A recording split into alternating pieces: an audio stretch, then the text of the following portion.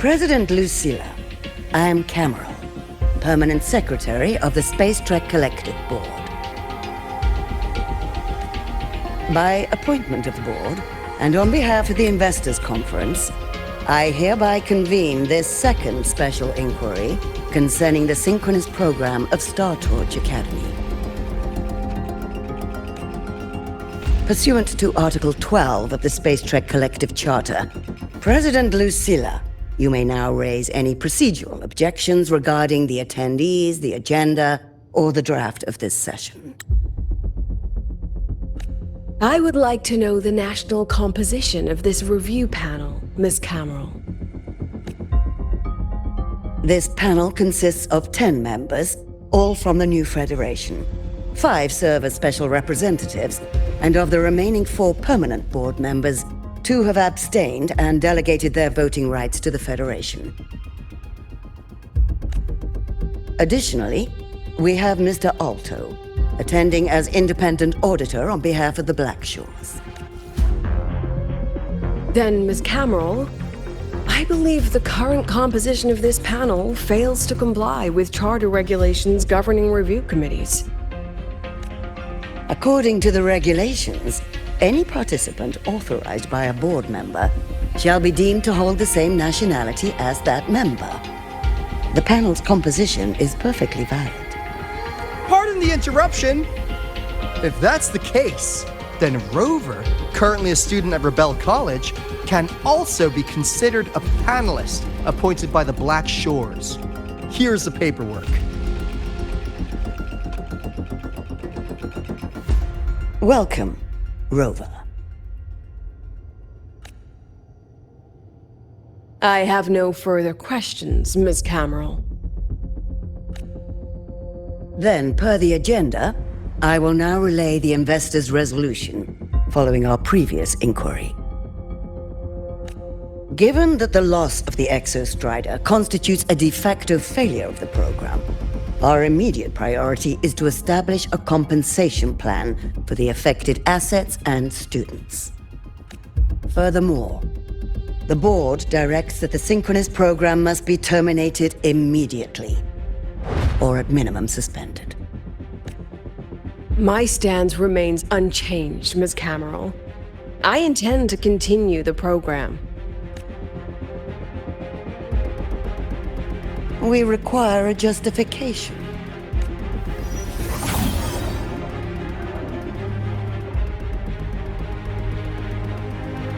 Panelists, this is a theoretical prototype for a shield designed to counter retroact rain, created by one of our synchronists.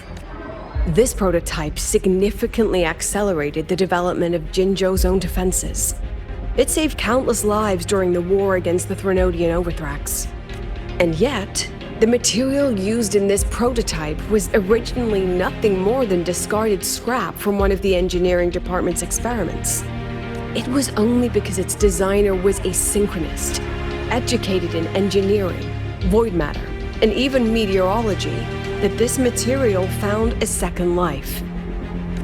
You seem to be arguing for the superiority of general education for the synchronists, President Lucilla. However, general education isn't even included in the program's white paper. I fail to see a link between that and advancing the synchronous program. The shield is an impressive surprise, but given the cost of gambling on such a slim probability, the cost-effectiveness is simply too low. Ms. Cameron, panelists, how exactly are we meant to measure the cost-effectiveness of failure?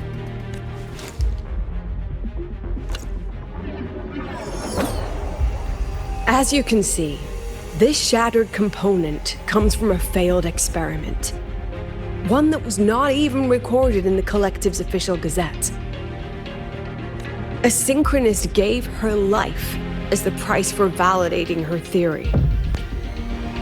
15 months later, this very component became the final piece for the construction of the Star Wars Riseway, the bridge between Lynae's Earth and the sky.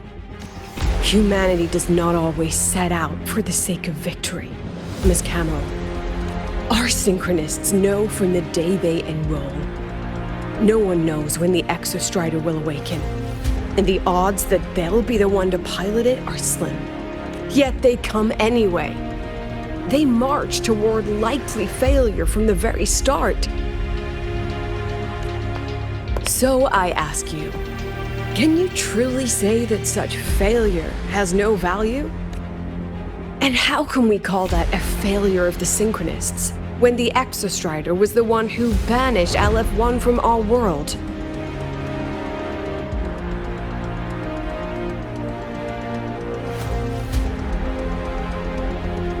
Secretary Cameron, the Black Shores representative requests the floor. Proceed. On the subject of unforeseen benefits from the program, we find ourselves in agreement with President Lucilla. This is a set of disclosable data we've just compiled. A significant proportion of current Black Shore members came from Star Torch Academy. These bloom bearers demonstrate exceptional capability, talent, and resolve, traits most prominent among the Synchronists. Furthermore, the Synchronists serve as role models for other students. I believe Rover is better suited to speak on that.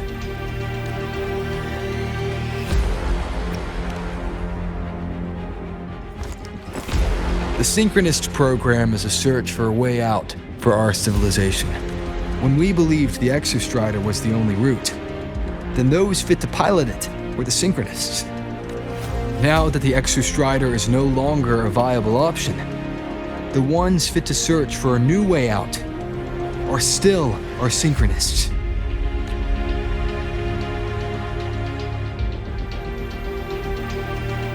Yes, which is why I must disagree with evaluating the Synchronist program purely in terms of cost effectiveness.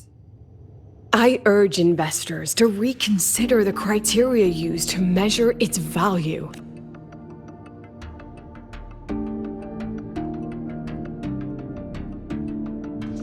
We require a discussion. This session is adjourned for 5 minutes.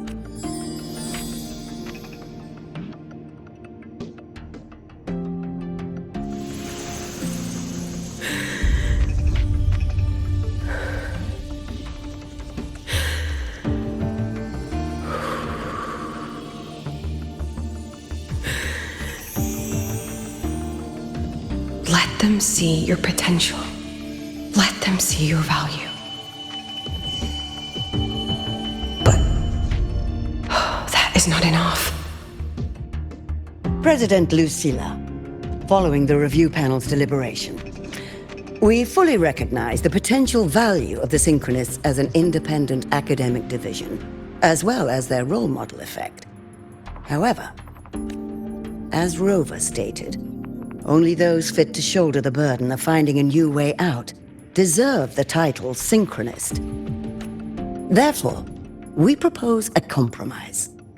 Rebel College will be preserved, but all future training must be subject to the guidance and review of this panel. Let's both take a step back, shall we? President Lucilla. This is it. The final fight, Lucilla. Take a deep breath. Keep your composure. And remember, everything you regret,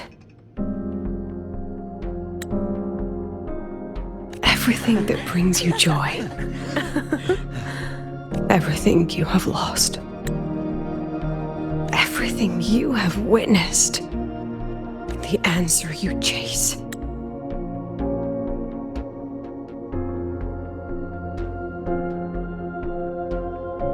The treasure you give everything to protect.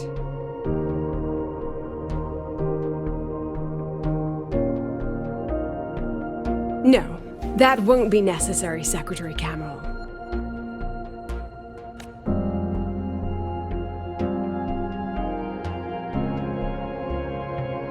The Synchronists of today, they remain the closest thing this world has to a way out for our civilization.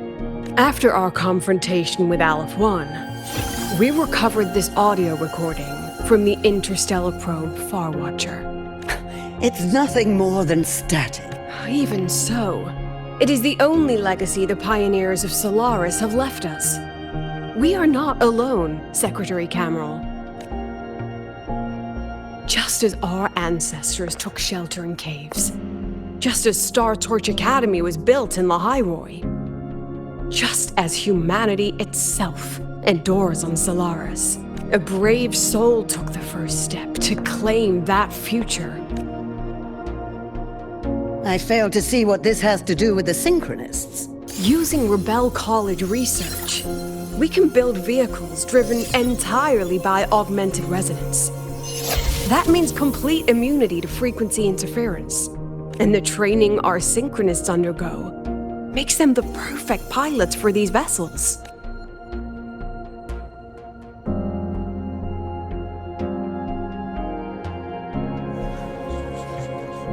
But the Strider Gate has been sealed. Not to mention, whatever lies beyond can hardly be called a route.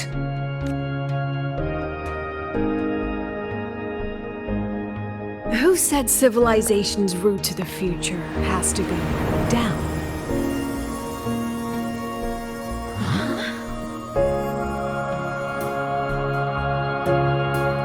The stars.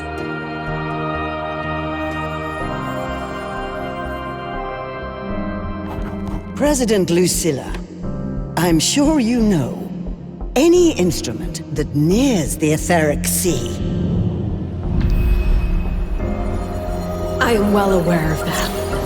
However, by relying on augmented resonance effects, the Academy can overcome that barrier. And if it fails, the cockpit becomes a coffin. Is that a chance you're willing to take?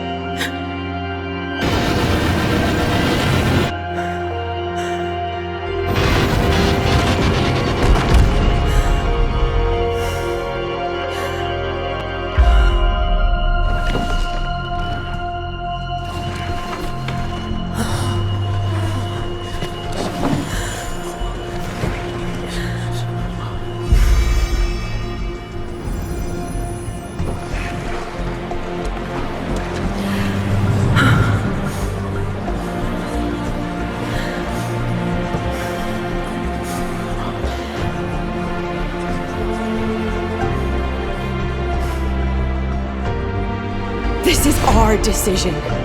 If the answer lies beyond death, then that's where we go. Just wait and see. My brightest students will pierce the sky for all to see.